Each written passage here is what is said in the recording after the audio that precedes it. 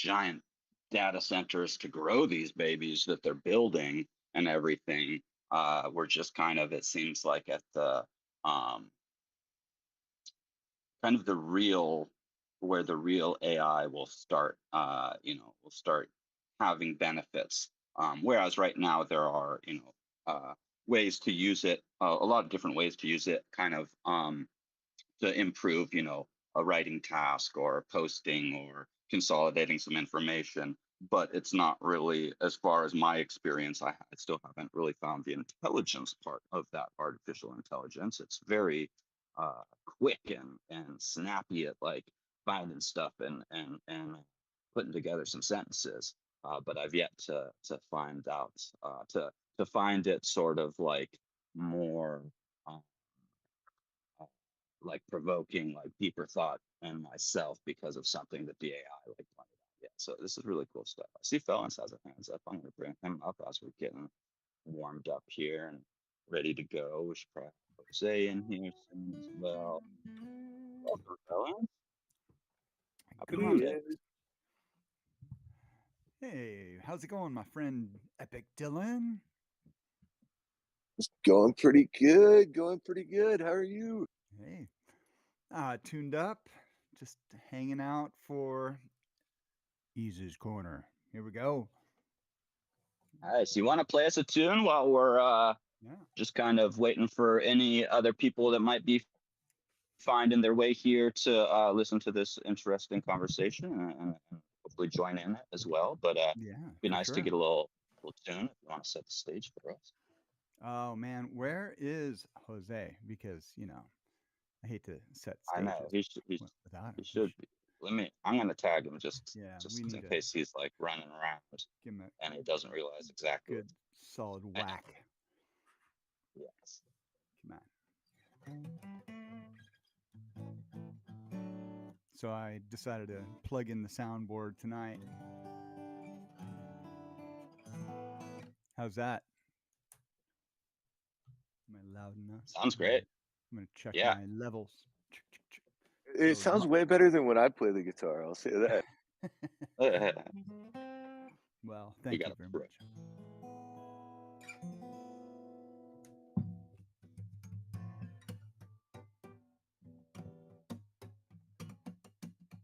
Where is our friend Jose? I hate to start without him, but I'll noodle with something. Just snacking on a little sangy. Decided to pour myself a little Planters rum on ice. Some Myers. Man, I haven't had Fancy, Myers in fancy forever. Mistake.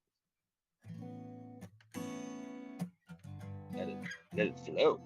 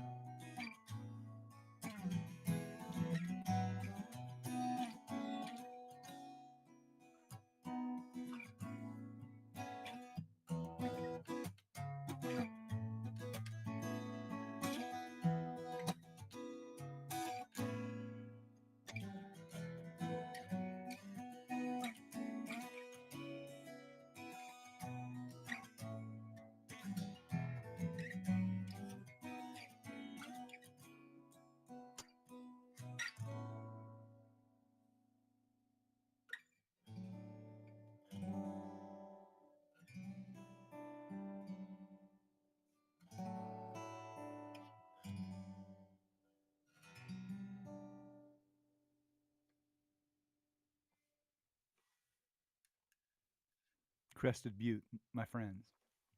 Lovely. I almost tasted the rum. In this case, it was a hot toddy by the fire. Right after Right on. it, Oh yeah. après ski hot toddy. Right on. That's you're cozy. You're sounding cozy over there. Oh Nice. yeah, We got Hopper Snacks in the room. We got Elbow, Dragonate, Trizlet, and our friend. faithful IG88 bot. Yeah, Boticus Maximus, Dragonate. And Always good to I'm see sure we'll you. probably have a few more And editing. people joining us as the Yeah, evening rolls on. We've got what an hour or two before. Let's see. I'm trying to think what time it is for over there. I think we got a good hour until there will be another little event yeah. with Ronan coming to talk about tech trails. So didn't want to wait too long before we jump into this. Hopefully 53 minutes to be our exactly.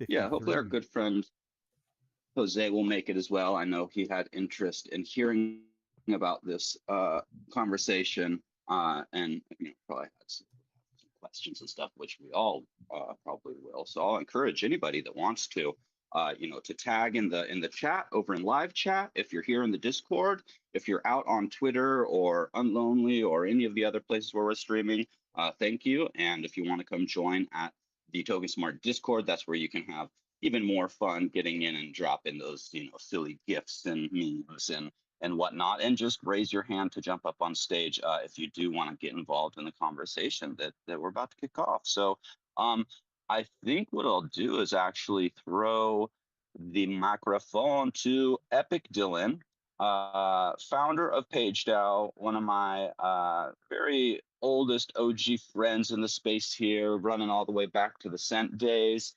And it's just been incredible to be a part of, the early kind of building days of PageDAO. And even though I haven't been as tied in recently, to see the crew just putting out amazing progress all the time, and then including building the tech there. We've got these amazing writers that are writing all the, their own topics and stuff too. So to be, building out PageDAO and all its awesome tech and opportunity, and then also to be able to come up with just incredible writings, and this one is a fascinating topic. So I'd love to get just a little background from you, Dylan, on like how you went about maybe deciding to write on this topic, and then we can go into maybe like a little bit of the specifics. And I know that we'll have some very interesting convo here about the AIs and the humans, because we're gonna be living together. And Jose made it. Woo!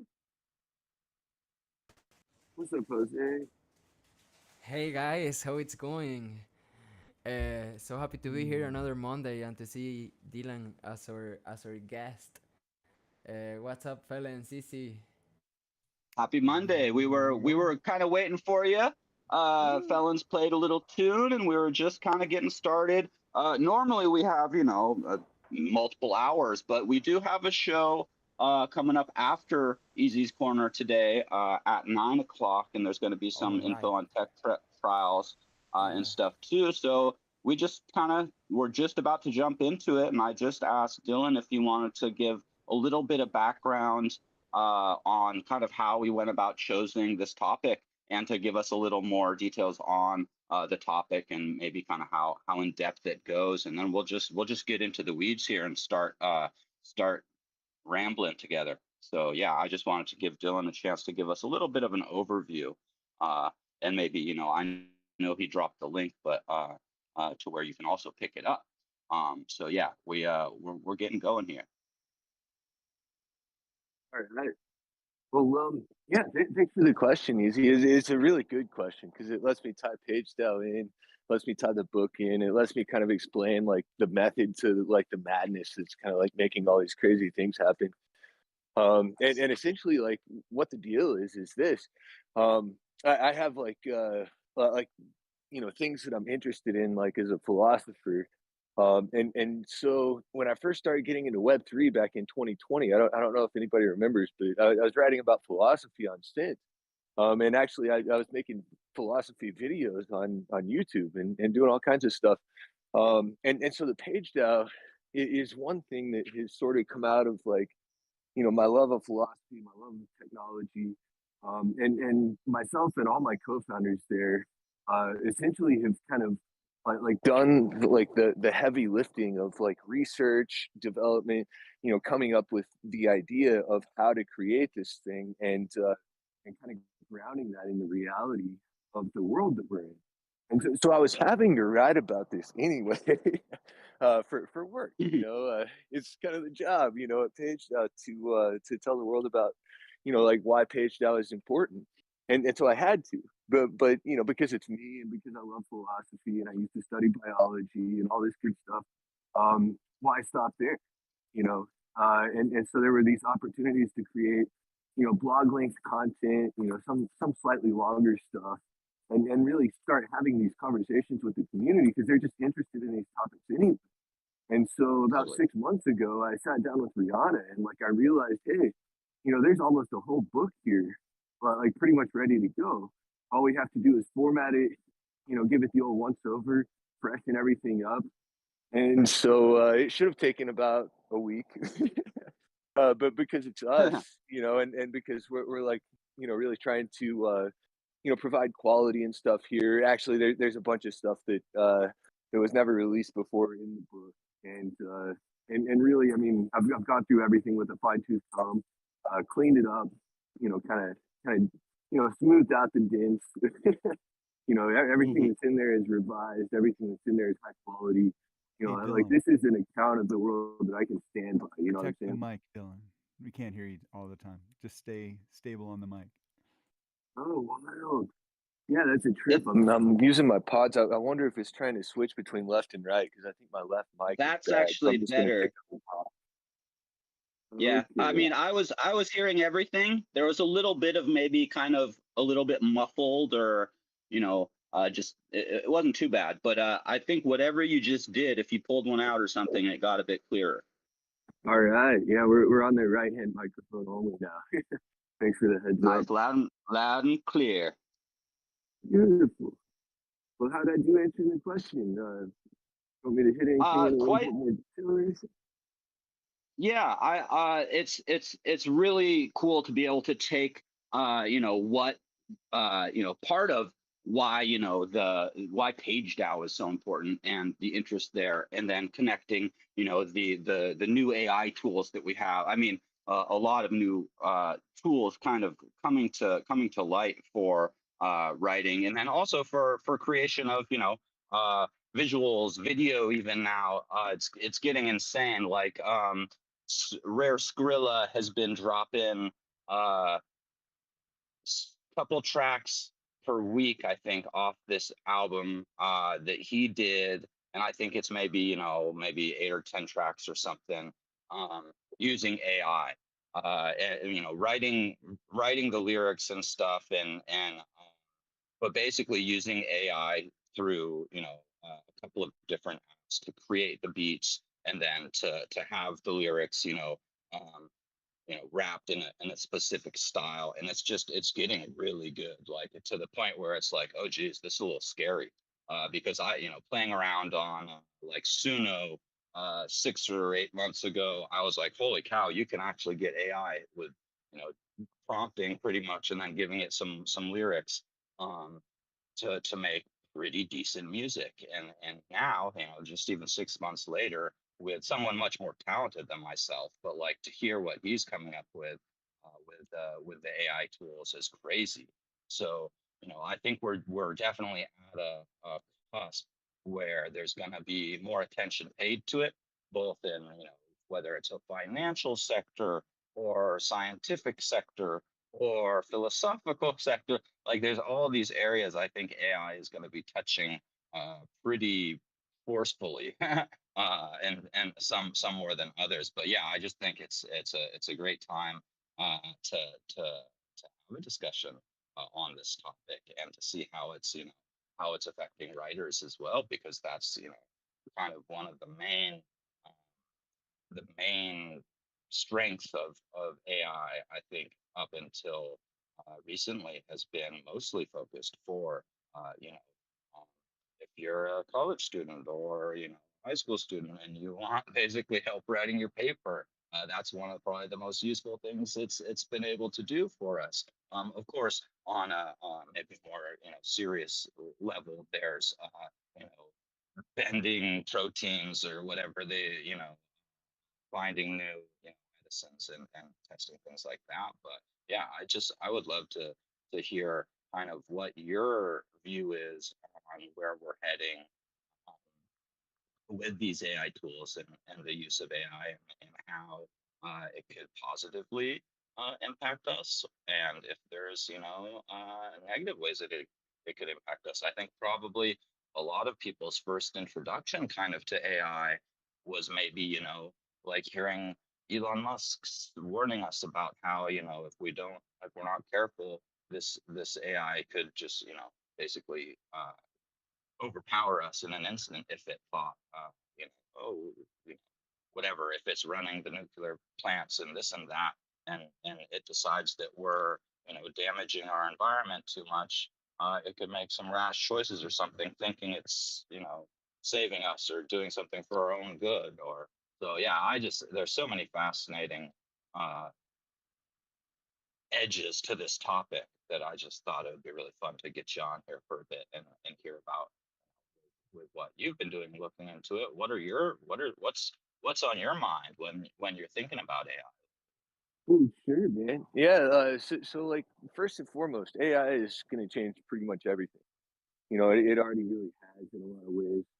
And basically, what AI is at the end of the day is a very, very powerful tool that everyone is probably going to need some level of familiarity with, and it has some ability to leverage to be successful, like in you know, but if you're a content creator, you might be expected to make content faster, or it might just be, a thing that gives you a little bit of an edge in the market, or it might still be one of those things where you take more time, but you use the new tools that are available to you to create things that you couldn't have created otherwise.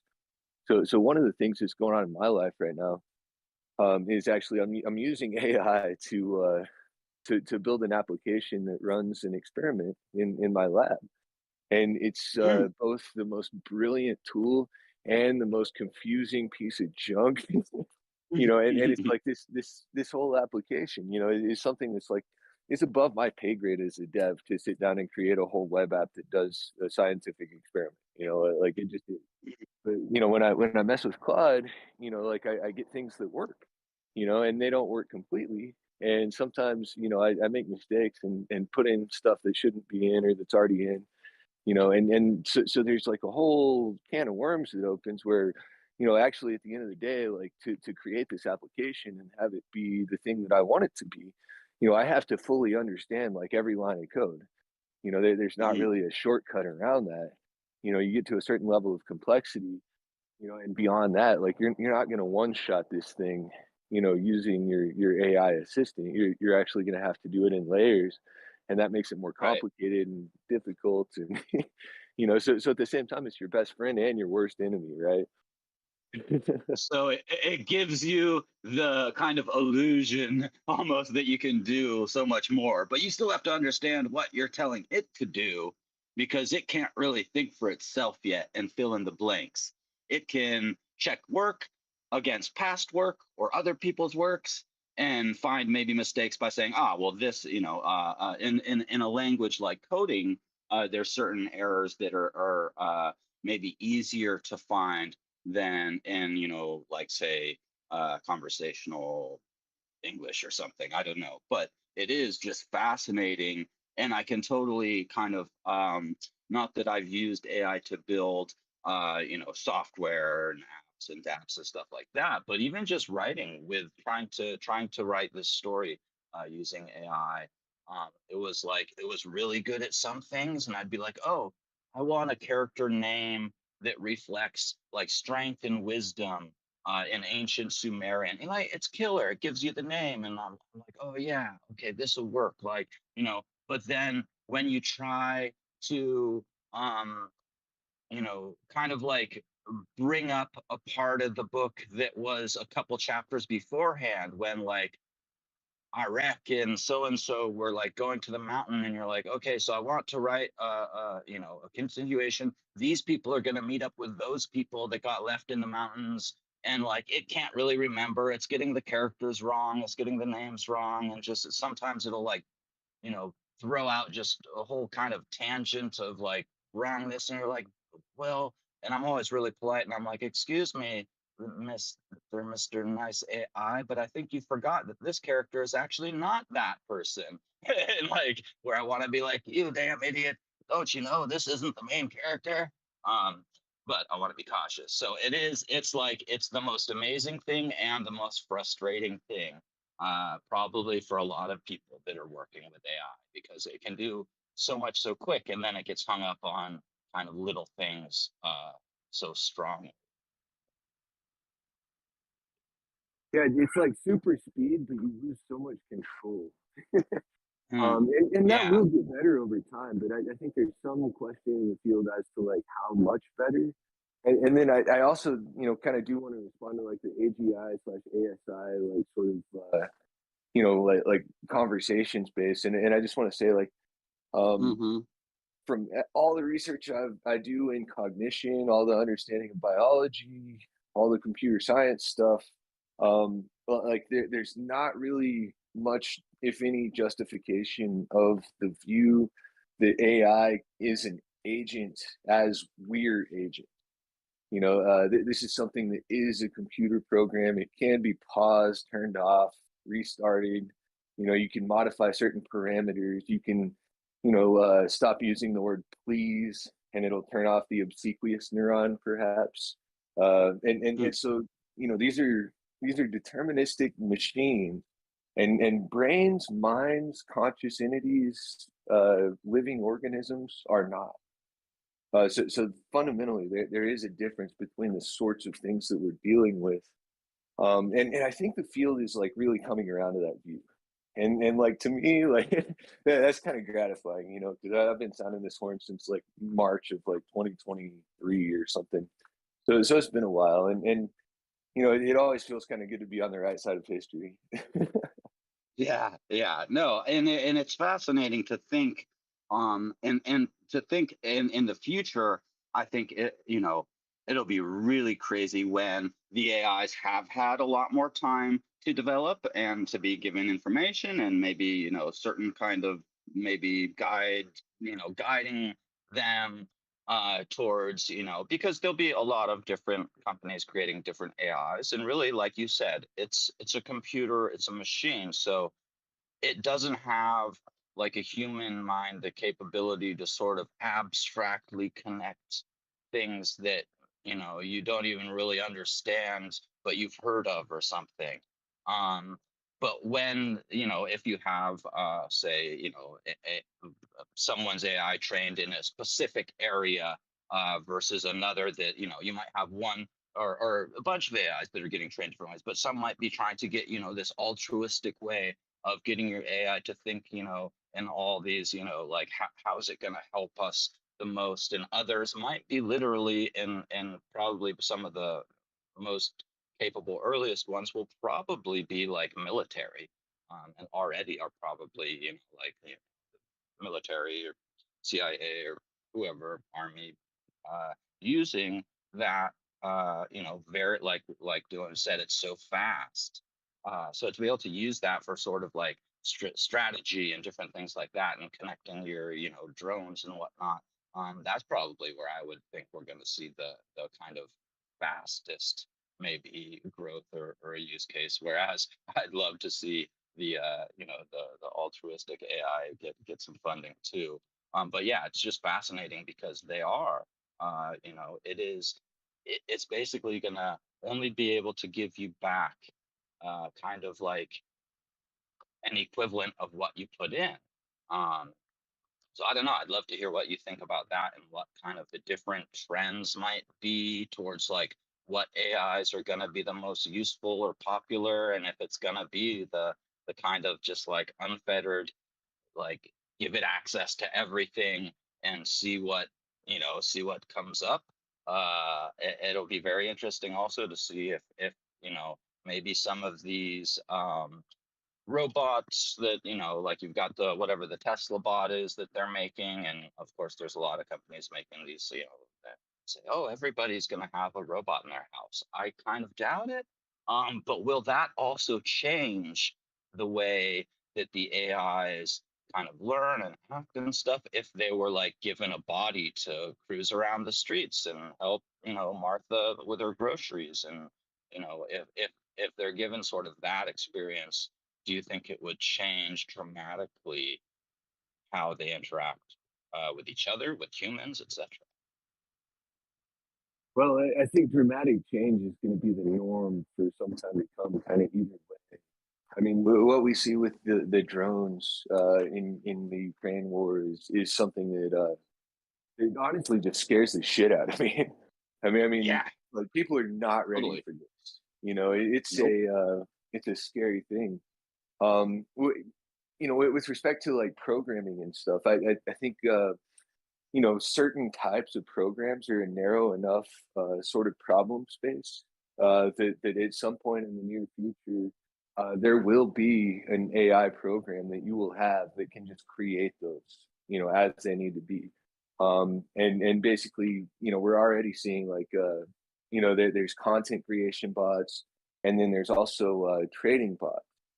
And so, Hmm. we're all sitting here in Web3 land, and the thing about it is that somebody is going to be able to log in to an on-chain environment and permissionlessly use private technology to spin up a new wallet that can be attached to any number of different AI programs that have all different sorts of capabilities.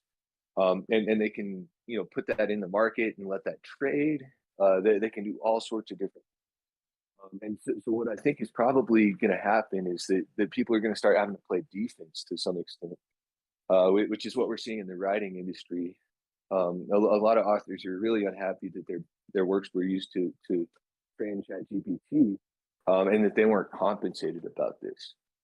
So one of the points Right. of focus, kind of like on the theory side for us at PageStyle is, what would the conditions need to be like for there to be micropayments facilitated to parties whose works had an impact on the training application of an artificial intelligence. And I think that there is an entire, sort of economic vertical, that may appear relatively soon, where people are actually writing things that are not just software coded Anthropic to directly, like they're writing them from start to finish so that they can put them into the AI.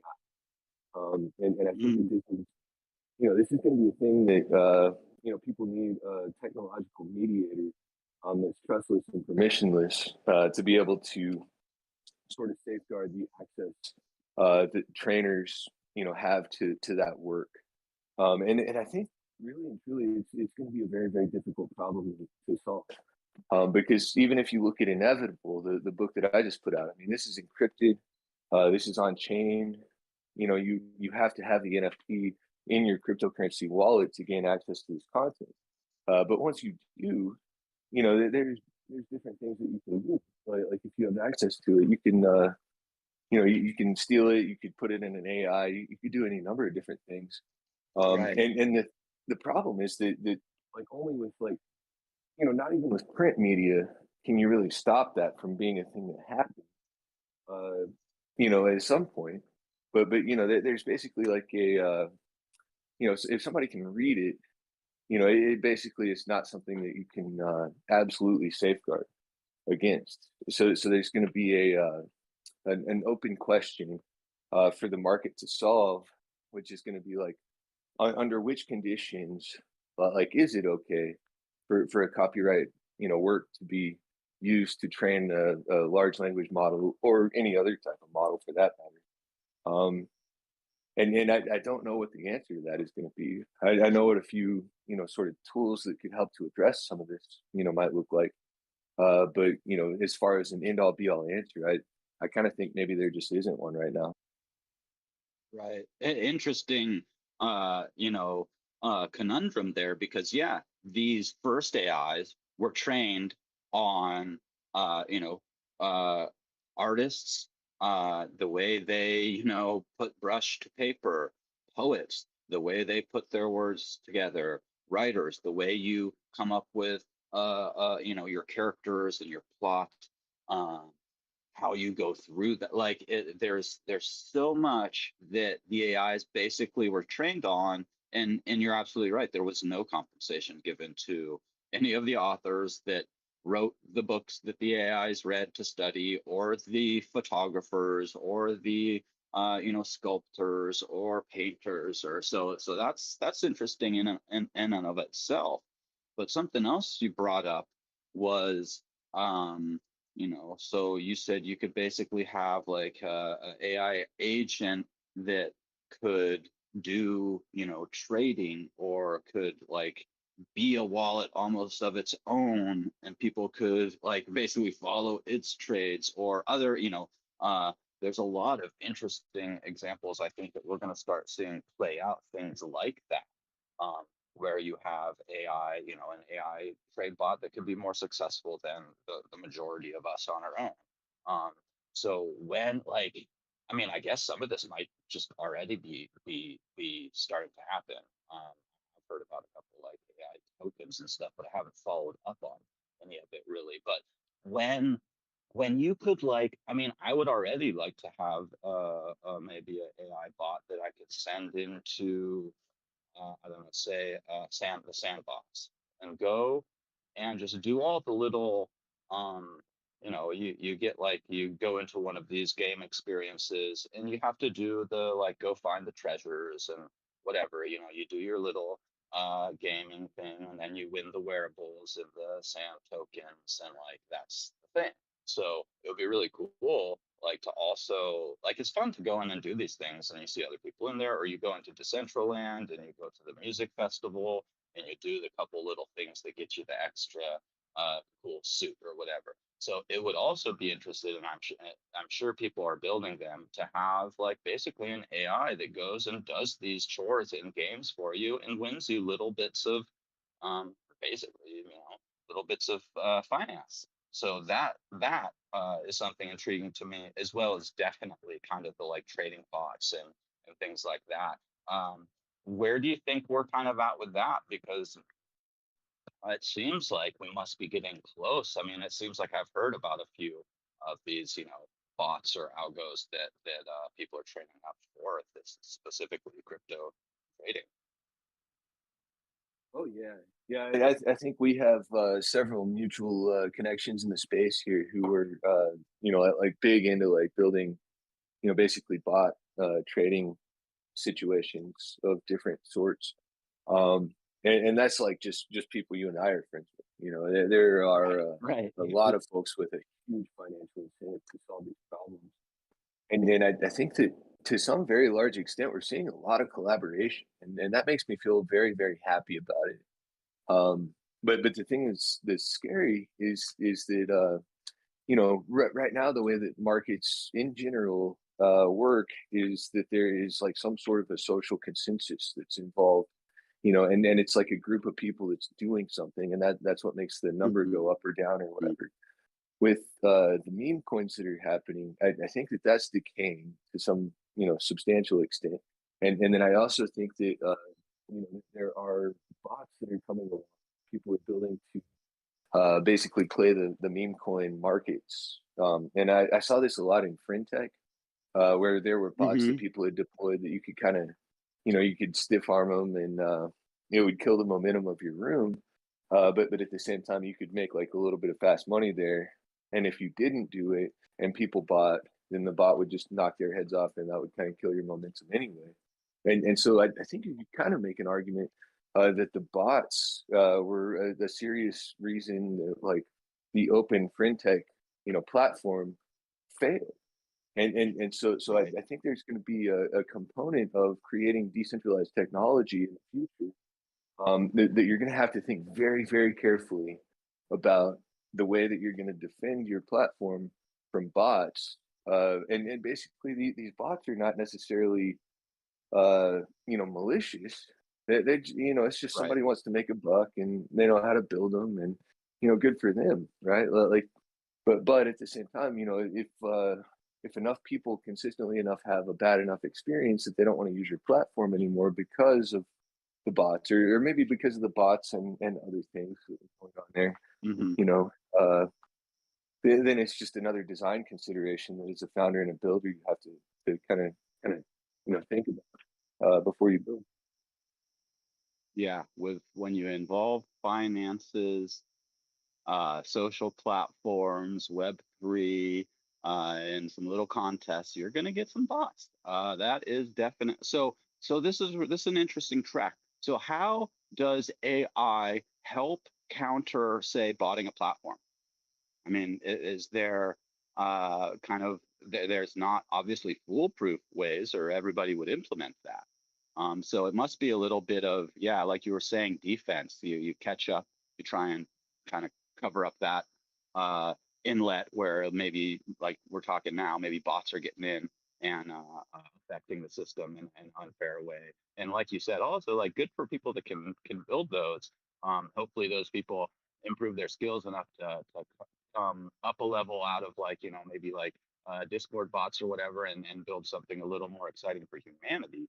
But like it does seem like a pretty large problem, and especially in the Web3 space, but I'm sure across all social media, because people bought up their own accounts with millions of viewers and stuff like that too. So I mean, it can affect um, more than just a little pocket money when you're talking about, say, um, elections, or big I think in the future we'll see more of this, where you have more bot and like news AI bots that are probably out there, that I don't know, I'd say like BlackRock could spin some up to make their image look better or whatever. Like I just see all sorts of ways where there's going to be a lot of these little AI bots, if we want to call them that, on in different areas, on different platforms, trying to just affect your opinion, your view, even if it's not specifically tied to like your cryptos or your cash. Yeah, agreed. And this is another one that I mean, like we're kind of in a cavern of Socrates here, where there's not necessarily an easy answer. Like the Web3 bro in me wants to just say, you have to make it costly, or and then Joe bot trader is going to be priced out, and only the legit users will. But I mean, we have no reason to believe that. I mean, anybody with sufficiently deep pockets, break that into a heart. So the question, I think, has to come back to like social, like layer zero, sort of interactions with people, and the thing is, like, even those are going to be bottable to one extent or another. I mean, if they're not already. And so at the end of the day, the thing is just Oh, going to be like, hey, it's confusing. And there's going to be a lot of really unexpected things that are going to happen. And so you just have to be kind of in a defensive posture at the beginning, and you just have to think about, some fairly unlikely scenarios, and try to plan your robust like Web3 ecosystem against it. I will say one thing that PageDAO got exactly right yeah, with yeah. Read Me Books is that nobody can like bot that really, like the content's free. Like if anything, it benefits the author to go read it. Well, I am curious. Oh, I stepped away for a little bit. Curious if you touched on having personal LLMs and actually really having control of your own uh, AI, so to speak. And that, with that, that's uh, where I wanted to go next. yeah, because the whole concept of assisted thought, you can say, is the next level, where we're so scattered, OCD, whatever you want to call it. We're basically in information Oh, overwhelm, being 100%. able to use it as not as a means to completely replace our creative capability, but to bring our inspiration, uh, just break writer's block, whatever it is, all of a sudden play it, have it play something that makes you feel good, right? Ultimately, protecting that developing your own LLM. What is it? How do we do that? What are the systems? I think that's the secret sauce in how our lives will be improved by it. Thoughts? Uh, Yeah. Yeah, if I can just add on a little, because I think that that is something that it must be over a year that we've been hearing about I mean, more like, oh, it's coming. For like a year, we've kind of been hearing like, oh yeah, these personal assistants are going to be so amazing. And of course, they offer like there's little apps you can download that's doing your Chat GPT assistant. I haven't really tried any of those, although I would love to like have a solid recommendation. Oh, this AI application is really great for like reminding you to go and do this and finish that. But like you're gonna have to plug in all the like things to tell it to remind you of. So I don't know. I'm very curious about where are we with these kind of personal LMs, our own little AIs that have our interest at heart. Yeah, when Yeah, are we gonna well, and get then there? you go into, okay, so where is it? You know, what processors are being used? Where is it being stored?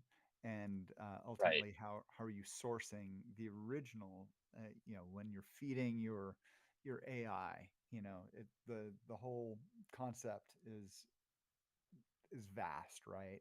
So Well, I do want to just throw out, like, before we really go too deep into like the tools that there are and stuff, and the ways that I've come up with that you can kind of engage with them. Yeah, there's other people that have different ideas too. There's tools like LM Studio. I use a tool called Cody that just plugs right into VS Code. And I have a system of like prompting and like saving context and then free of the application that it, reads when it reads the application. So that becomes part of the context and it just has, hey, Dylan, is you there know, any way you could just go on speakerphone with if you're on your phone? Yeah, Yeah, because we you're had you pretty fading in good, too out. but you're breaking up a little now. Yeah. okay. Well, yeah, we're just on. Feel like the AirPods usually do a good job, but how does it sound, guys? It's actually better now. Yeah. 10 times. My pods are like that. Sometimes they work, sometimes they just don't cut it.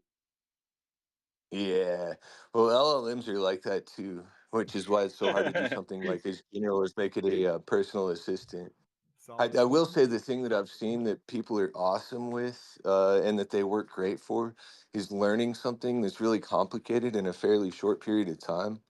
I'll say there's been two examples from my lab. One is me learning to program. The other is there's a student of mine who I've been working with who has been using Notebook LM to kind of parse like some high level papers, and I think he's been doing some chatting with other LLMs to kind of get a grasp on the vocabulary. And really, I think we've made faster progress than we would have without these LLMs. So I think education is the thing that they're really just great at. And if you look at the data in the market, Hmm. I think education is what they're hitting the most. But in terms of like defensive measures that you can use AI for, uh, I really can't think of much. Well, another thing that popped into my mind right after Felons had kind of finished, and you started mentioning these, I think you said Cody and LMC, was it? Yeah, you mentioned two that we didn't quite hear all the way. Oh, yeah, yeah. Okay, so Cody is an API, and basically it's a service that SourceGraph provides, and I think it's $8 a month, and so basically it stays in VS Code on your laptop, and it has access to your code base, and because it's Anthropic, they don't store the queries or anything. But basically, it's transmitting the data, right, that you give it over your network connection, which is insecure. If you use LM Studio, LM like LLM, so Language Model Studio, I think is what it stands for. That could be wrong, Hmm. so don't quote me on it. But but yeah, I mean that basically is one that lets you browse the open source models that are available, and then select the ones that you want to download and install on your system. And so you can do that, and then I think you can also save various different parameters like prompts and so forth to that app on your local device. So securely you could do it without an internet That's connection. cool. Hmm. Nice. Yeah, those are a couple great, I think a couple great points and apps or tools. I guess the new iPhone 16, I think it is going to come with some sort of AI built in. I haven't really gone to look much about it. I heard about it, and I just very slightly, like, that they're going to include this kind of AI. I don't know if it's something that you can like opt out of or opt into. I'm not sure if it's like on a secure chip, so it's going to be like, private or not. But I've definitely seen just a few things of people saying like they're excited for that, and then a few people saying like this could be sketchy, like like having a built-in AI with access to all my information. Like, so that's something that will be interesting to see how that plays out, if it adds to your safety and security, if there's some kind of drawback that comes from that in future, if there's a big iCloud Apple hack or something. Have you heard about that, or do you have any thoughts on that? I have heard about it. Thus far, I actually have the iPhone 15, so I was able to install the beta and kind of get all the updates and stuff. And I will say, thus far, it's been fairly unimpressive. Like it's Mm, basically a Siri upgrade. But right. what Apple tried to do is they tried to basically build like a secret network style trusted execution environment to run all this in. And I fully believe that they understand their technology and that they designed this well enough to not have it immediately be hacked. And sure enough, it hasn't been hacked yet that we know of. Uh, knocks on wood. But Right. but yeah, I mean, I think the thing is that I mean these models are just they're gonna penetrate like every aspect of our digital lives, and Right. mostly insofar as they're open source. This is something that we can sort of understand. It's something that we can kind of sort of wrap our heads around. But when you start getting to the really big stuff that's closed source, it becomes infinitely harder to trust anything about it, and it becomes infinitely harder to really feel safe as a user of one of these technologies.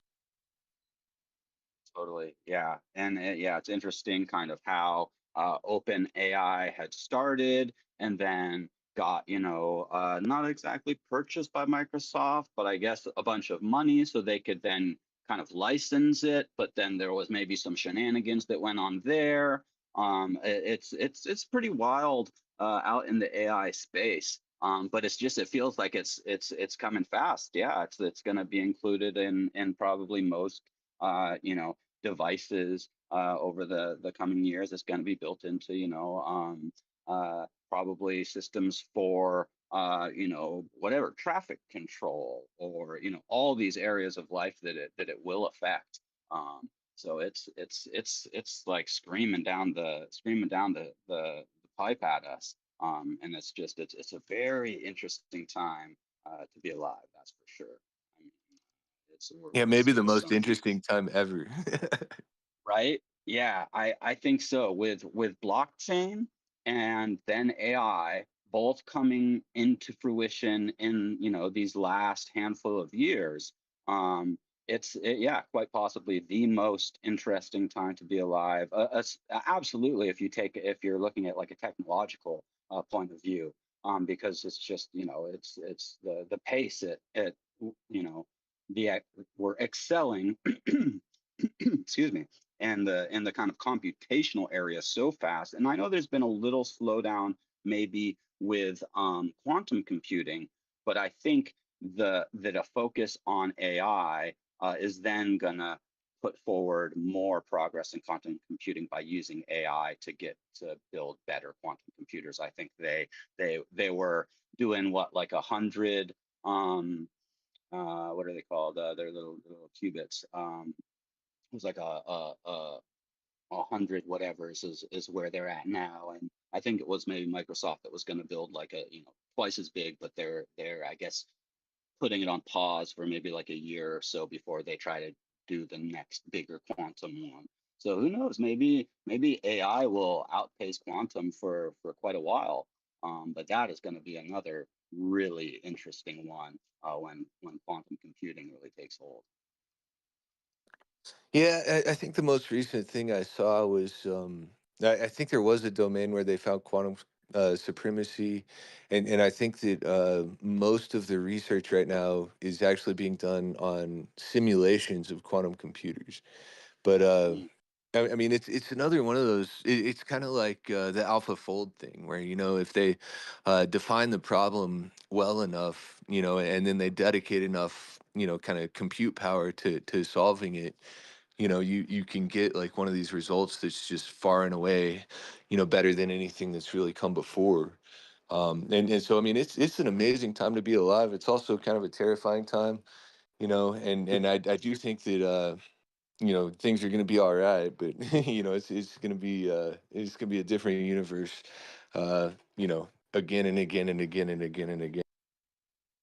Right. Well, and then another one, and it's funny these days, going to be a interesting or different universe, like the James Webb Telescope, another piece of tech that is now pushed back the age of the universe by like double.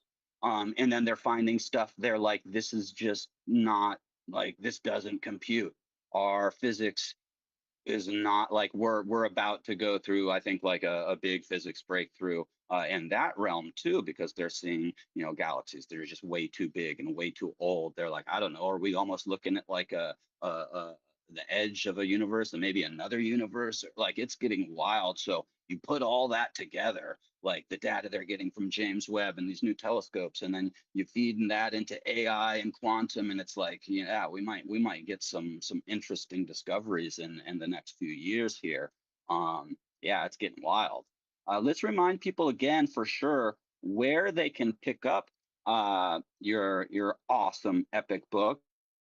And yeah, let's just drop them a little information, a little reminder about that. Oh, geez, the chat's been going off. I've just been so into the conversation. I haven't been paying attention. Sorry.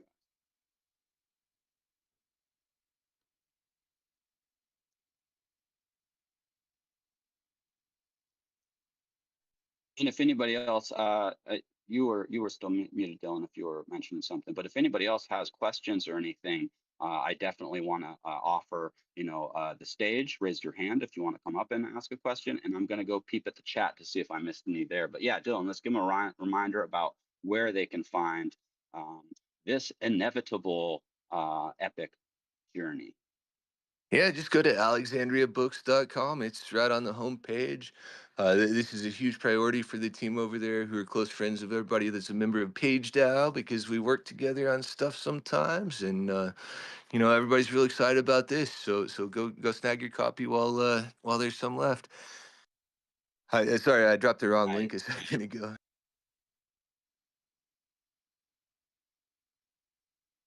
Awesome. Yeah, go snag a copy of that if you can. I think it's a historic piece of lit and well worth, I think, grabbing for the read and also kind of the historicness of this all. And just definitely want to shout out everybody that's here and that's been in the chat and chatting along. Like I said, I was so just engrossed in the conversation and kind of just like in my own thoughts that I hadn't been following along with the chat. But just a big shout out to everybody that's here with us. And we got today's a little different than most Mondays, because most Mondays we can run up to like 3 hours if we want to just hang and chat and songs and chat and songs. But I believe we're only about 5 minutes out from a special event that I think we're firing up here in the Discord and is going to be streamed to Twitter, or is it a Twitter space? Let's see. Okay, so we're we're on hold. We may be jumping into a space with Ronan, but maybe we'll have extra time. So if we do, we'll keep conversation rolling and maybe get some music and stuff going on, and we'll just we'll stand by for a minute to hear about what Ronan's bringing in.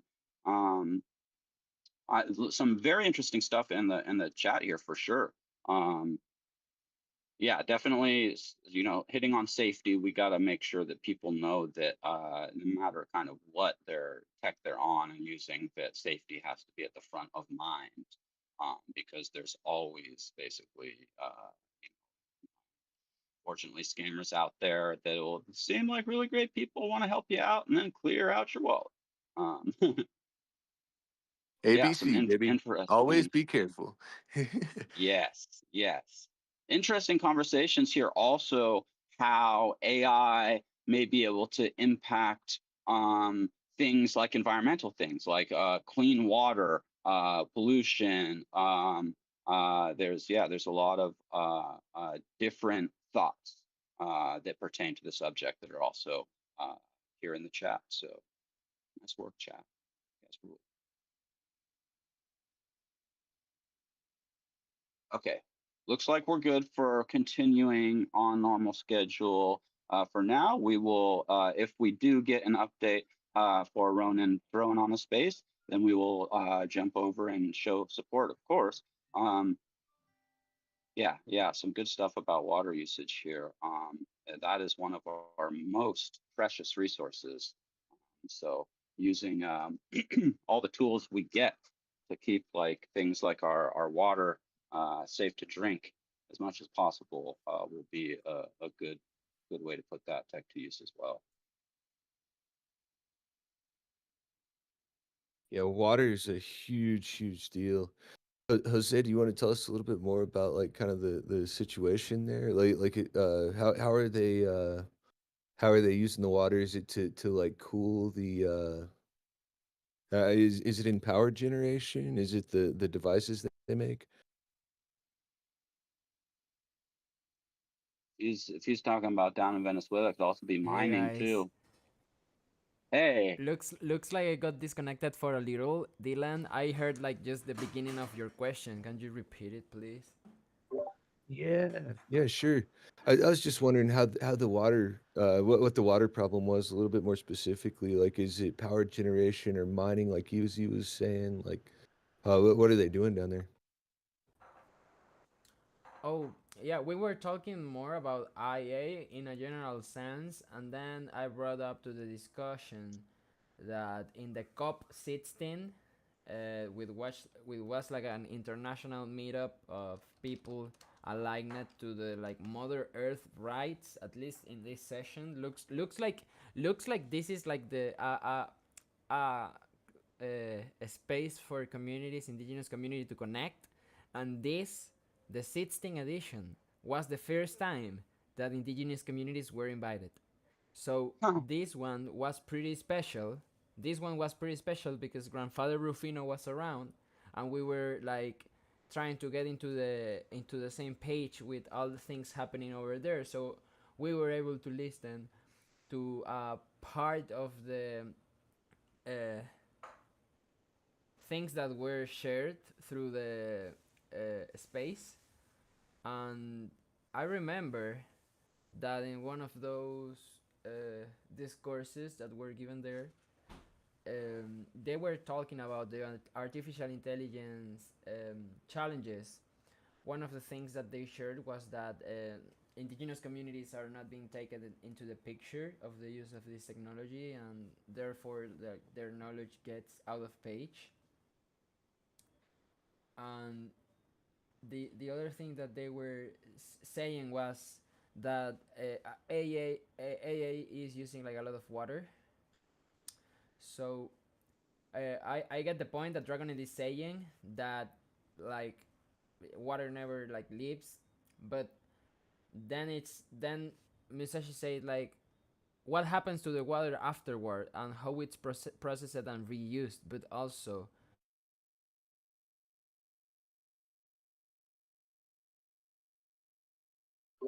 Yeah, it's a big deal. I think about this a lot, like when it comes to like just like all the electricity, because it's not just the water that you're using here. It's like what's happening to generate the power, and like basically where does the carbon go?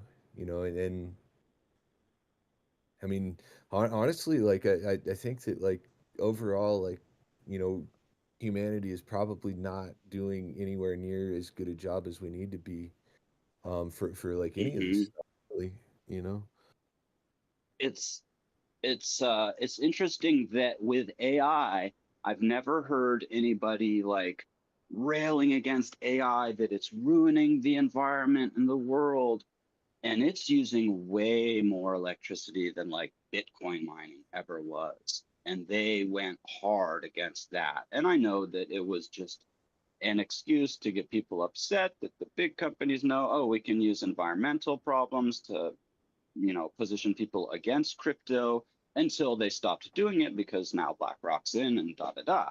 But so it's just interesting that AI is they're building some of the biggest server farms ever, like the biggest ones. That's using more. That means the most electricity and the most water for cooling and all that is being used to create these giant data centers to produce these AIs. Now, I'm just wondering, and at this point, it's probably like, no, we haven't had the payoff. Like, is it going to be worth it? Like, hopefully, like the cost, like the benefits of AI will outweigh the cost, which is, of course, there's jobs provided in building these data centers and everything. So there's different offsets and benefits there. But like the benefit of what AI truly brings us to the largest data centers in the world using incredible amounts of electricity and natural resources to just give these artificial intelligences their creative. So yeah, a lot of it takes a lot to create these things. Yeah. Yeah. Hey, easy. What do you think about like nuclear power? I think about like the way that You like know, tech's going and the way it like scales up and the way everything, just always increases in terms of like what the needs are that people have. And I mean, you look at the industry and it's like the money is saying like this is happening, and like generally the money kind of gets what the money wants, whether it's really yeah. reasonable or not. There's this guy I follow on Twitter named Gary Marcus, who's like a professional professor emeritus at NYU, and he's been in AI for 30, 40 years. Wow. He's like hot shot in the space, and he keeps saying things like, LLMs are not like the way to get, where we want to be with these technologies. So, like there's a ceiling to it. Like, basically you guys are Mm, being like crazy and wasteful, and you need to be smarter and more efficient instead. But like, mostly like even though this guy's like a recognized figure in the space, like people are, not really listening. So it strikes me that like maybe nuclear is like the option, power wise, yeah. because it doesn't seem like we're going to scale down our demand anytime soon. Right. And it sounds like he's got probably some really good points. I've changed my view on nuclear over, I was very anti-nuclear as, probably from teenagehood on, through my maybe till I hit like 40 or something. And part of that is because it is inherently dangerous and generally they're built on like the coastline. Like the nuclear facilities, I don't think are built. Okay, here I go.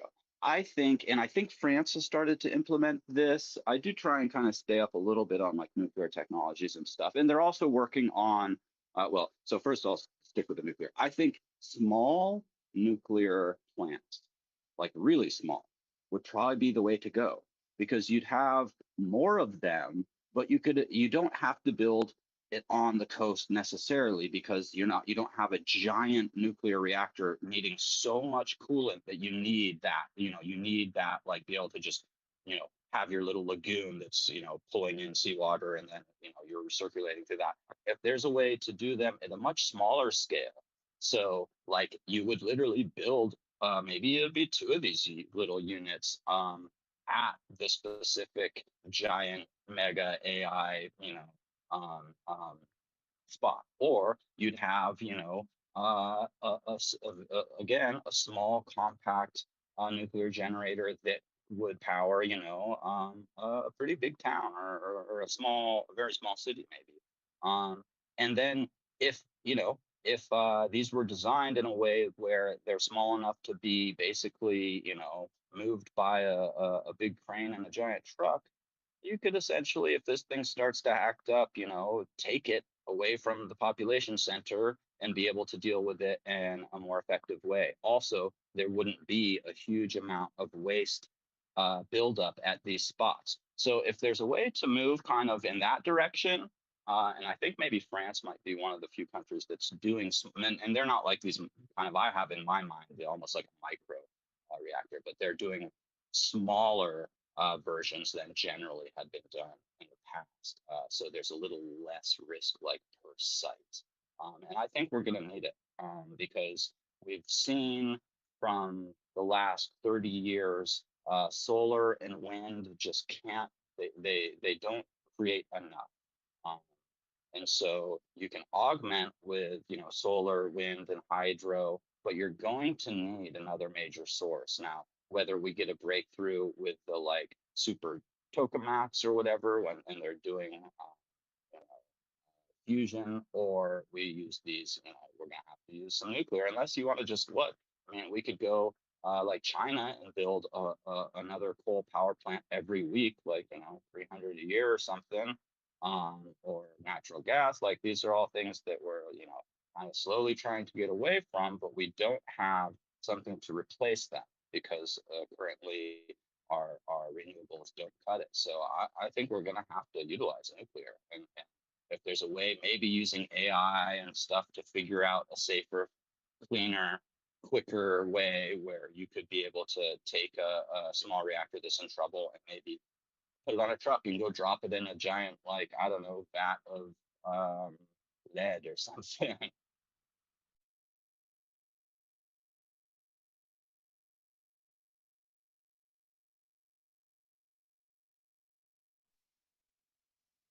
Yeah. Anybody else that wants to jump up? Anybody got points they want to add in or make about kind of the relationships between AI and humans, or where we're heading with all this crazy technology? Join it. Yeah, it looks like the chat is really popping here. Damn, yeah, I just went back over to it. Miss Autry's always got some interesting new tech stuff for sure.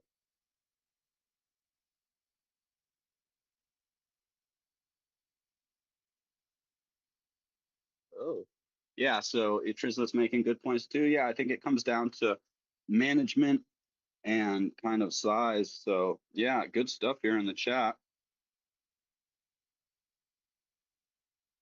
Yeah, I think the micro reactors might be the way to go.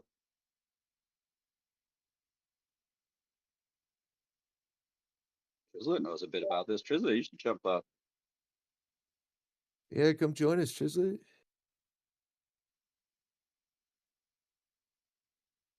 Oh, this is cool. Someone's just dropped a pretty interesting um, link in here on 5 of the world's leading small modular reactors or reactor companies. Yeah, so it looks like that's, oh, there's works there, dude.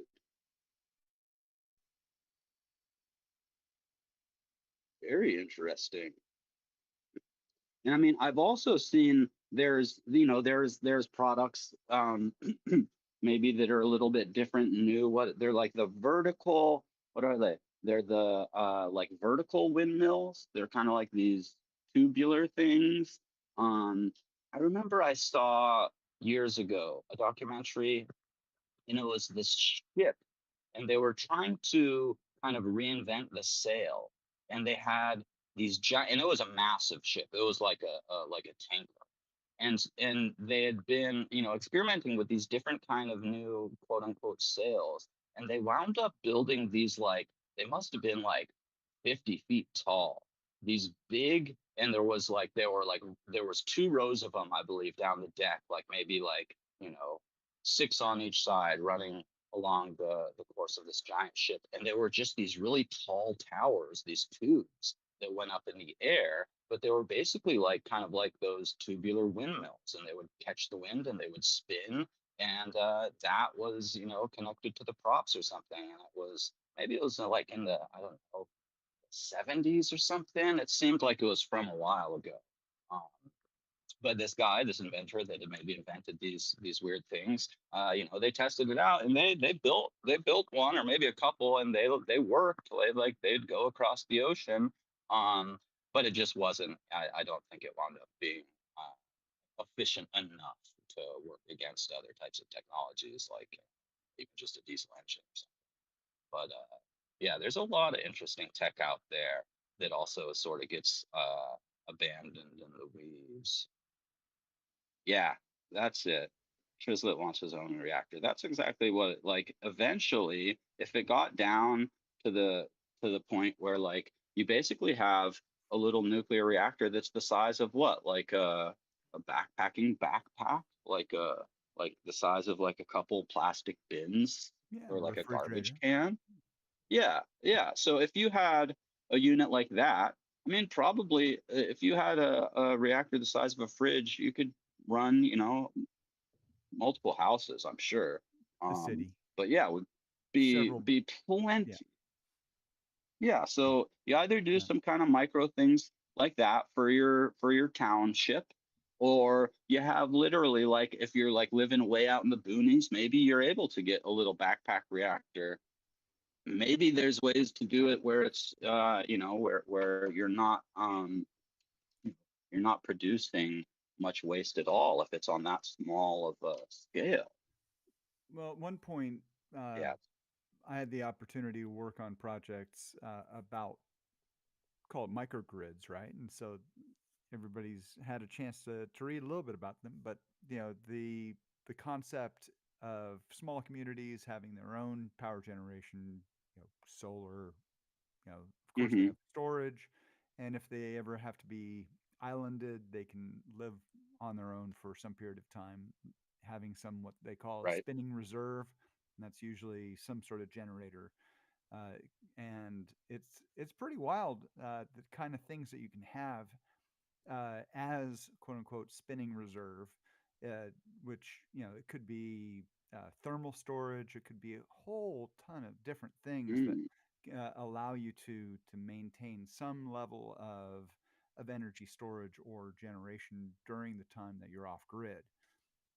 And I mean the whole concept of uh, individuals being on the grid. One of the coolest things, and I know if I'm going off into a tangent here for a second, but there's a concept in the distribution grid specifically, and one thing of note here is that it's the transmission grid that's actually a mesh, and so intrastate, the multi-hundred kilowatt lines, DC and AC lines that are going across, the WEC and a whole bunch of other different power Mm-hmm. grids that ultimately uh, allows you to have whatever path of least resistance for all the generation going to whatever destination. It's the distribution grids that are hub and spoke.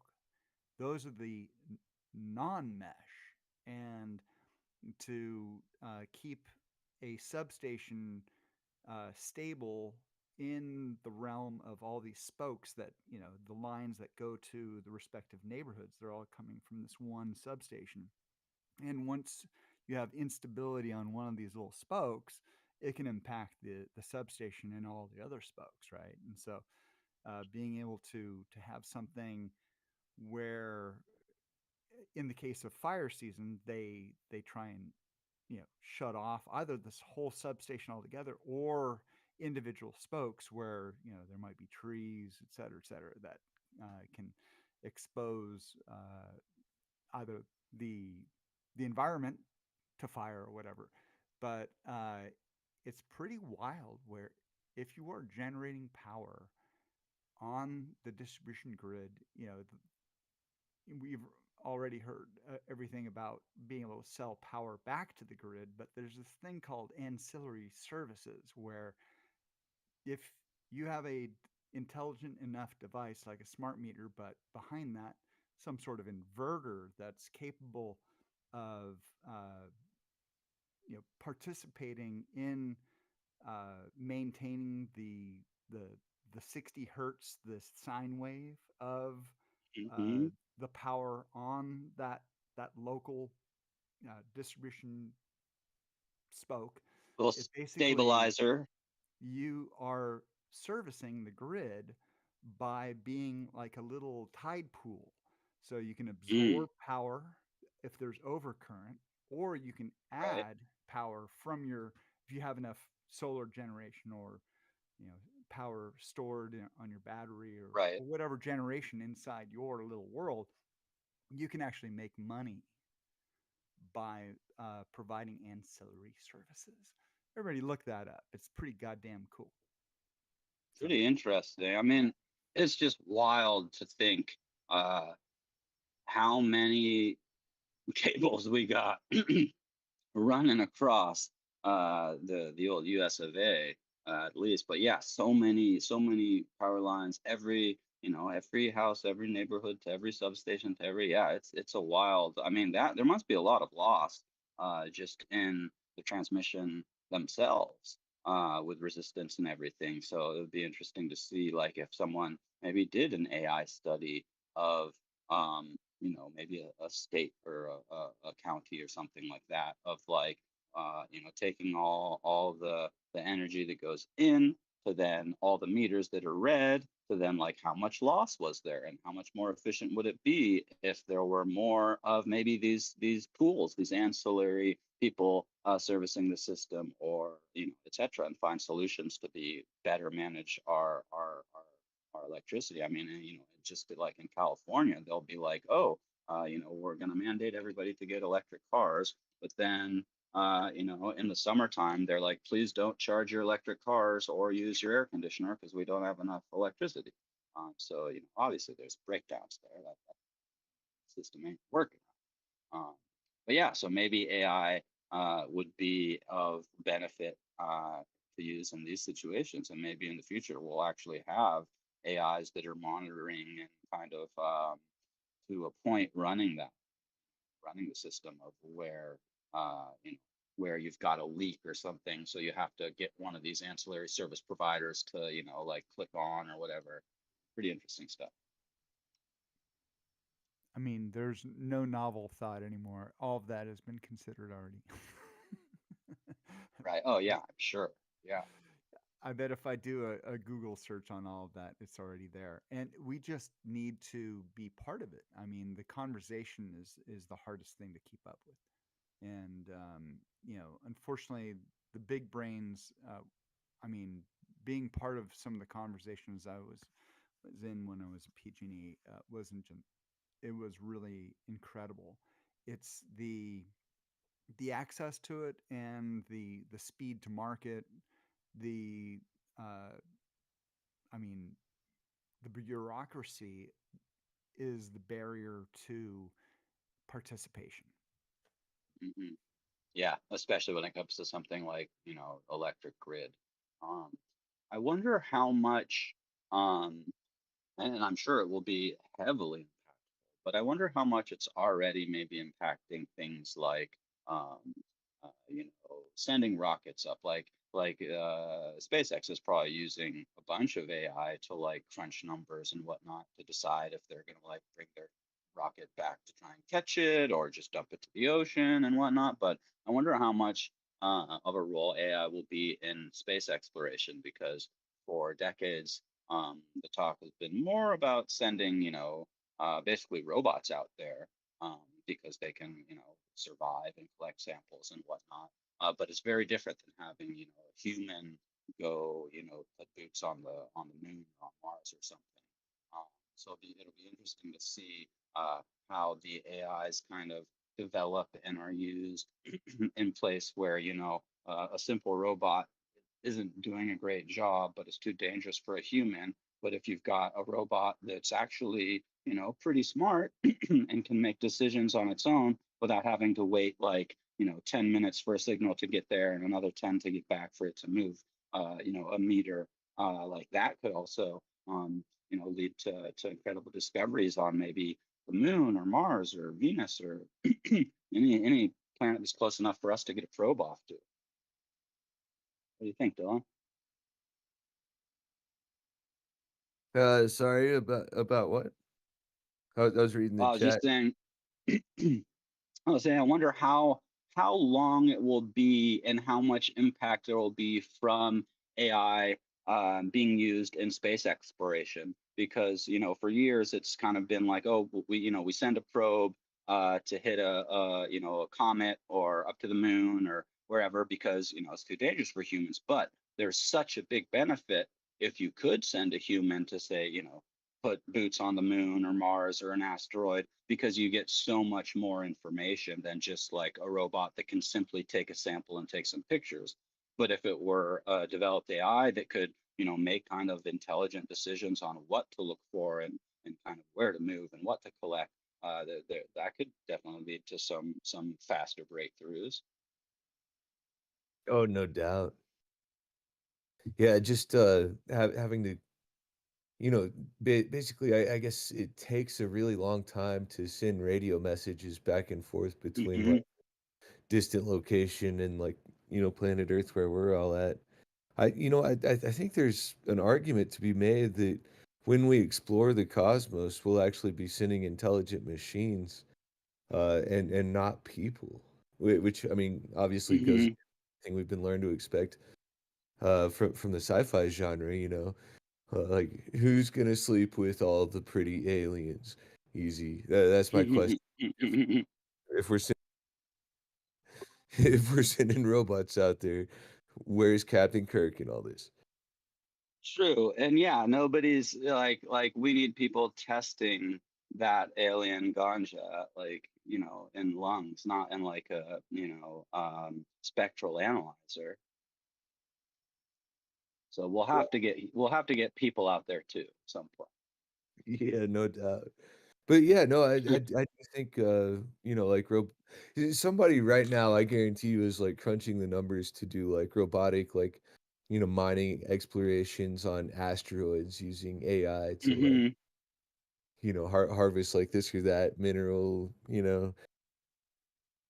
That's gonna be crazy. Yeah, when we get to the point where, and we're probably not too far off, to where like the rockets are good enough to where you can send it up there, maybe it refills and then it goes and hits a specific big old asteroid floating around out there or something, or a little mini moon or something. Yeah, to be able to have smart enough machines to go just like be like, okay, we're going for the platinum and the whatever the most like exotic stuff is, to be able to scan, go out, dig it out, refine it somewhat, bring it back.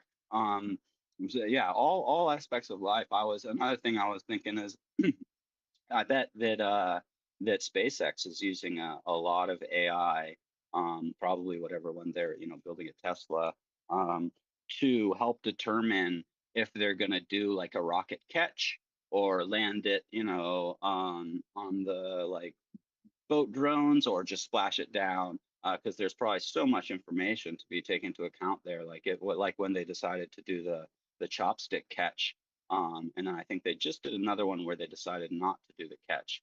But yeah, I bet they're using a lot of AI to crunch a lot of that data because it's just so much.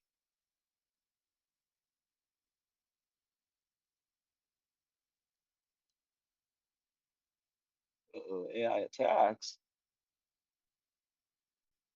Chat's on fire tonight. Love it.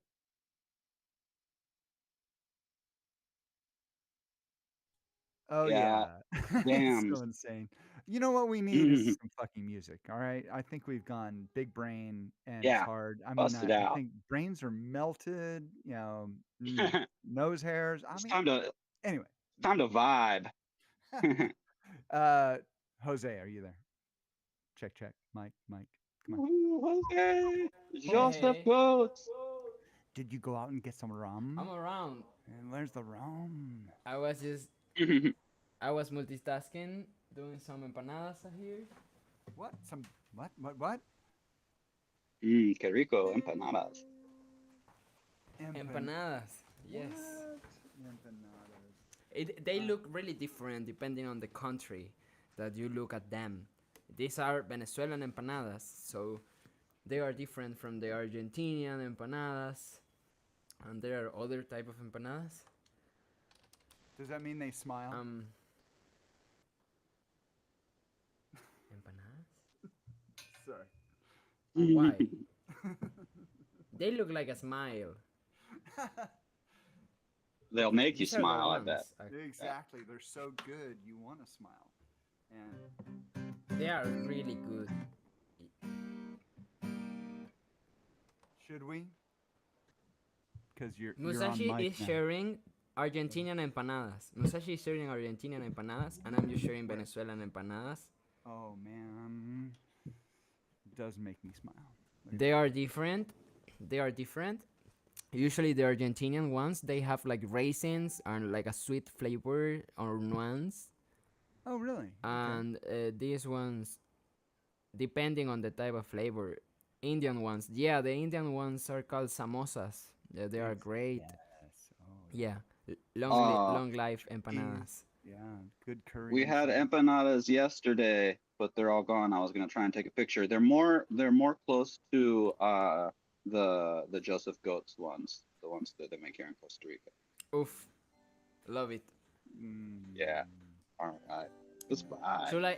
Should I go and play, or should Felons play? How are we doing this? Do you hear me? Oh, I hear you. Let me just set the stage for you, my bro, and then you take over. Actually, I think I'm going to do only one song for today. I have some video edition to do, so I will do just one to take it away, Felons. All right. Here we go. Setting the stage.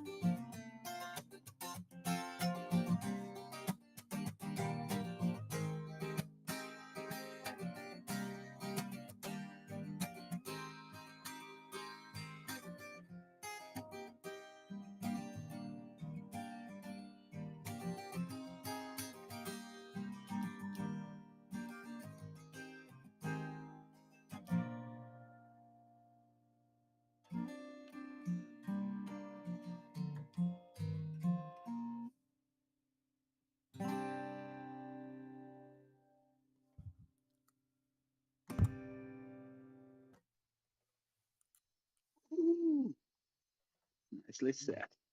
Gave you a little reggae there. Woo! Hey, love it. I noticed like a different kind of slab in this one, Felons, right? It was a little Did rum you make inspired.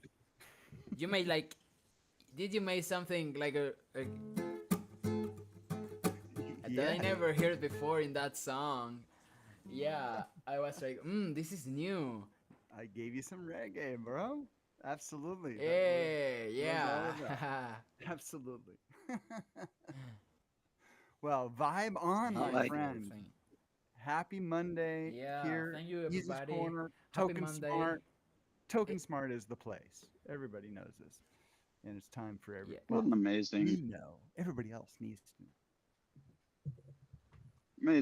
amazing crew here tonight. Amazing Yeah. fam and great Thank you. convo. And I'm loving the vibes. Yeah, big props to Dylan for hanging out with us today. Yeah. I had quite a great week. We are preparing to go to the Amazon. I have been just crazy movement from all over the sites. Looks like we are going to get there in the Amazon for Christmas and for New Year's Eve. And that is kind of, I don't know how to feel about it, but it's beautiful. Wow. Like Yeah, that's being able to amazing. be there, I don't know how will we feel. I have no expectancies, but it's so special to have the opportunity to be there during those dates with Vanessa, friends doing this social impact, intercultural change, energy that have been taking shape. So it have been nice weeks. Um, Looking forward to bring more updates, and I'm having this call to start doing like more content on Hive, or at least doing a post a day in any platform. I have these any 3 months, you know it, guys. But yeah, this feels pumped by the hype of all things happening in all directions. I see some movement with like songwriting on Hive. Looks like some friends are giving away like a free production for the winners, and it's pretty like Awesome. homemade production, because basically whoever who wins can participate, and if you have a fund, they will do the production with your fund recording, right? But it's a Venezuelan dynamic and seems cool. So yeah, I want to retake the approach of doing content for the sake of doing it. That I'm always playing music, but like starting sharing again. We also are doing some music singing circles here locally, and I have been sharing music.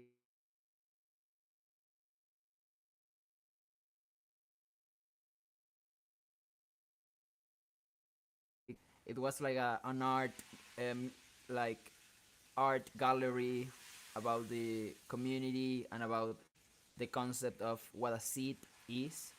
The concept was that the present moment was a seed, and that there's always potential in the present to spark out life that connected with the shaman and the community, their their cosmovision, their medicine. And then I shared No Winter's Land. I think that's the one for tonight.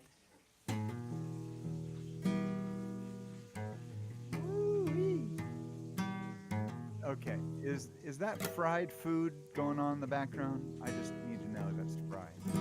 Yeah, this is fried food. Fried food.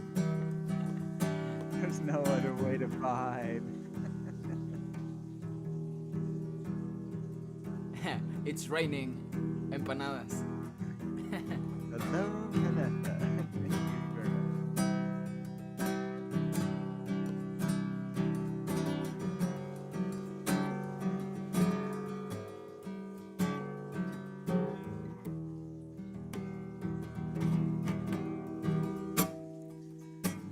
We are the farmers of No Winter's Land.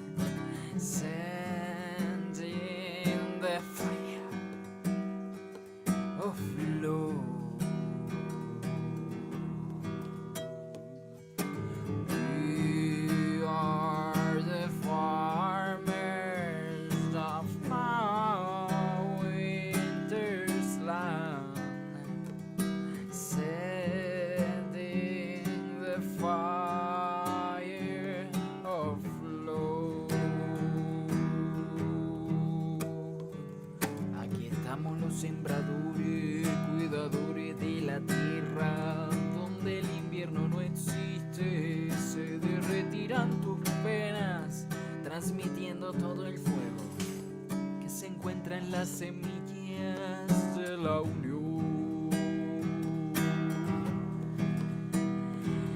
Aquí estamos los sembradores, cuidadores de la tierra, donde el invierno no existe, se derretirán tus penas, transmitiendo todo el fuego que se encuentra en las semillas de la unión.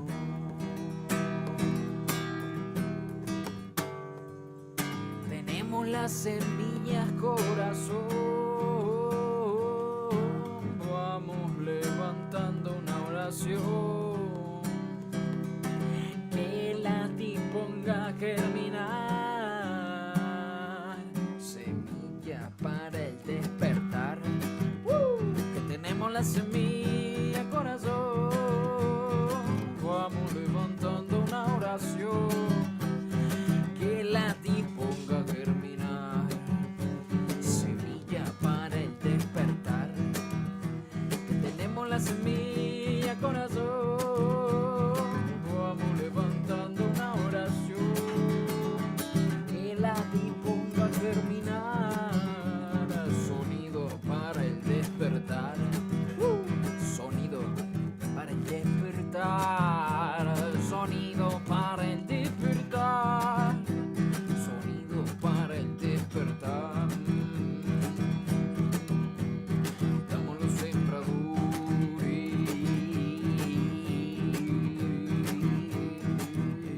cuidadores de la tierra, transmitiendo todo el fuego que se encuentra en las semillas de la unión. Viene el sol radiante desterrando oscuridad, el invierno solo existe para agradecer al sol. Cierra el círculo y disfruta de la orquesta de la vida y el calor. Viene el sol radiante desterrando oscuridad, el invierno solo existe para agradecer al sol. Cierra el círculo y disfruta de la orquesta de la magia y el calor. Cierra el círculo, disfruta de la orquesta del cacao y el sabor. Cierra el círculo y disfruta de la orquesta del yoquito y la visión. Tenemos la semilla, corazón, vamos levantando una oración que la disponga a germinar, semilla para el despertar. Que tenemos la semilla, corazón, vamos levantando una oración que la disponga a germinar, sonido para el despertar, sonido para el despertar, sonido para el despertar, sonido para el despertar. Aquí estamos los sembradores,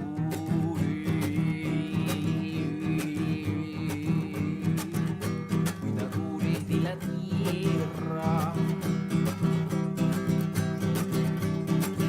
transmitiendo todo el fuego que se encuentra en las semillas de la unión.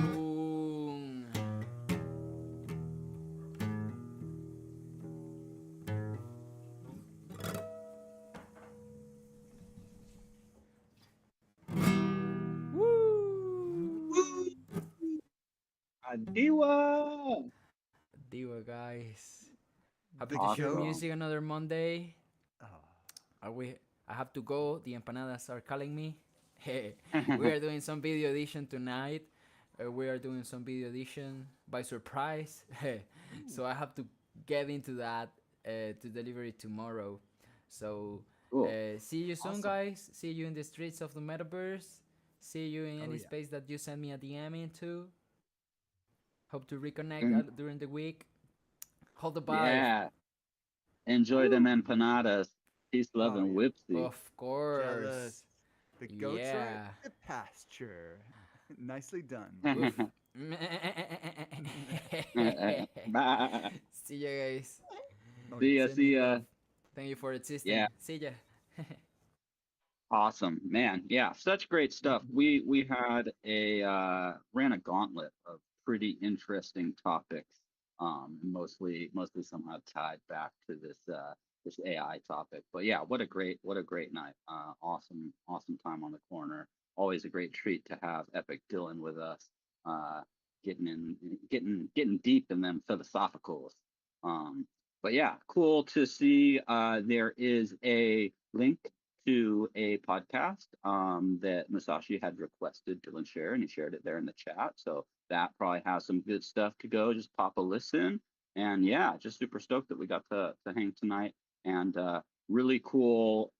Maybe drop once more the inevitable link, Dylan, in case anybody wants to go pick one of those up. An Epic Works by Epic. And a little self promotion. We got a really cool event going over the weekend with our really good friend Sinful Meatstick out Oh, of the cool. Decentraland world. He is doing a Decentraland community builders, the CBD folks, separate from the rest of the Decentraland Music Festival that just happened this last weekend. He's got 2 days worth of music, Saturday and Sunday. We got people like our owns, Bobby Yaps, Ghost Train, amongst many others that you should keep a lookout for. And yeah, well, I'm going to be in there too. 1 o'clock. That is Pacific time on Sunday. But I mean, amazing people. Got to check it out. Look for, well, wait. Train. Oh yeah, there's the train. Can't We have an got the easy train. corner without the train. Nah, it had to happen. So with that, lots That of stuff sounds really cool. happening. Yeah. Um, So I I lots jumped of music into going. the music festival a couple days in a row there. I think I hit the Friday, Saturday, but then I don't know why. I think it was Saturday night I tried to log back in to go check it out. And it was my son's birthday, and I had taken him to play a gig. He was playing piano for a quinceañera from a student at his high school. He got paid like $160 for like a couple hours playing. Pretty cool. Ooh. Yeah, so stoked, one of his first like paid gigs that he landed on his own. But so I was like, oh, I'll come back to this festival. I'm gonna take my son to this thing for a few hours where he's playing. But then since then, I have not been able to get in.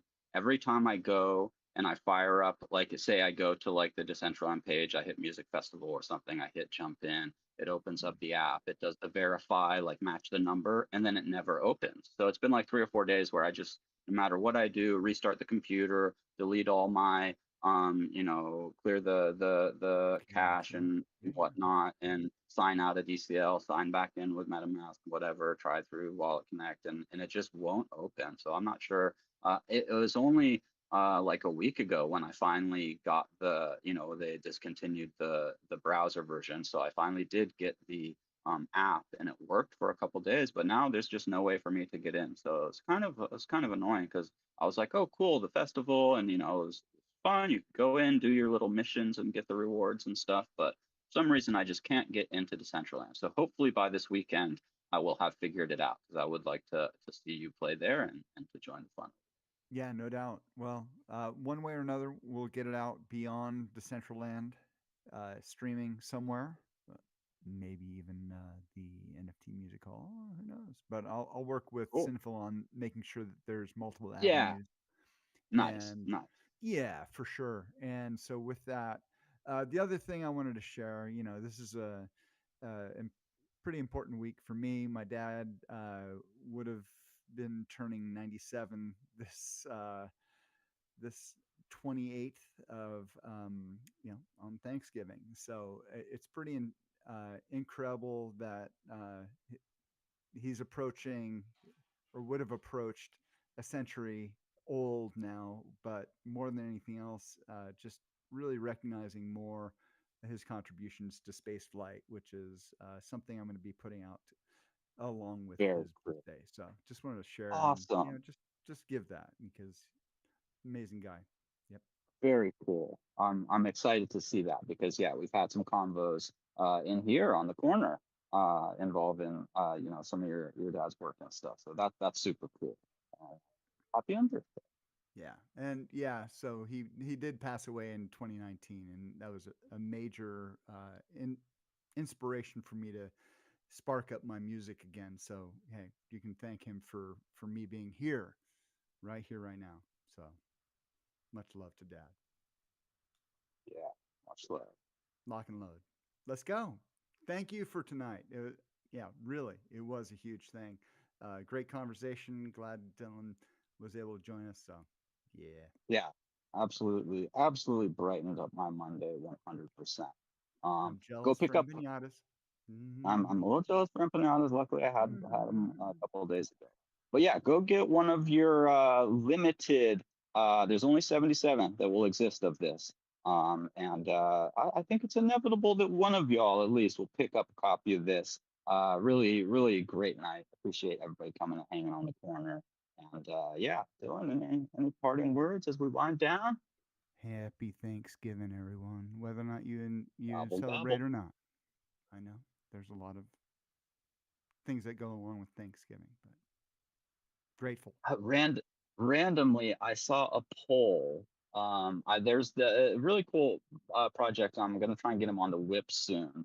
They got some like some optimism funds, and they have a polling, uh, basically a little uh, like DApp or whatever. It runs over on Farcaster, and it was what the last one I saw was like, should Europeans also celebrate Thanksgiving? And I was like, why? But it was like 50-50. So interesting results. Yeah, it's like, yeah, we're thankful we got rid of all those people, man. Those Right? Yeah, dumbass maybe that's it. conquistadors. Look what they had to deal with. Oh my god. So anyway, no, sorry. Yeah, fun aside note there. But Brutal. yeah, Dylan, man, always such a pleasure to have you over here with us. And I'll be tomorrow is tomorrow Page House Spaces on? Because I missed the last few because I was traveling and whatnot. But I believe that's what time are they? 11 Pacific, I believe. We're actually not doing it tomorrow. Oh, we're not. We're taking a Oh, little is that? holiday break here. Oh Happy yeah, it is. It's holiday birthday. week. All good. I was looking forward to it because it was like, what was it? I think that the week before I left, I had, of course, my dental appointments are always on like Tuesday mornings. And then I was like flying the following Tuesday, so I've missed the last few. But vacation this week. Next week back on. Yes, I believe the next one will be December the 6th. I'm not looking at a calendar right now, but All good. First week of December, we're back with Page Dow Spaces on Tuesdays. Tuesday, I think it's like 11 a.m. Pacific to Eastern. Might be off by like an hour there. I just did a couple hour time change, so I'm still getting used to it. But it's always a really great space, so I highly encourage anybody to go jump into that as well. Rihanna Morgan is just freaking phenomenal. She's been hosting those lately, and it is always a great time, especially if you've got any interest in the literature. So I think with that, unless Bellens, maybe you want to play us out. I think we might be calling it a night. Always game for another little jam session. So let's see. Nice. Let's turn another page. So give me a second. I'm gonna hook up. All right, sounds good. Yeah, and we are usually we're broadcasting on the Twitter or X on YouTube over on Unlonely. So if anybody had joined in any of those spaces and are still here, thanks. Or if you catch it later and you're watching the replay, hope you enjoy some of our fun shenanigans and conversations that delve all over the place. And we're gonna finish it out with a tune from Fed. All right, here we go. Yeah, let's turning another page. I love it, Musashi. You know, is that can we actually farm that, or what are we gonna do? Anyway, let's let's start with turning a page altogether.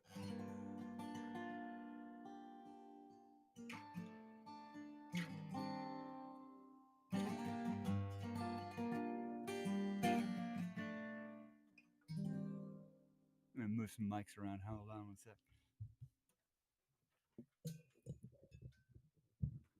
There we go. I hadn't realized how this is like a very Page Dowie song. We'll turn the page.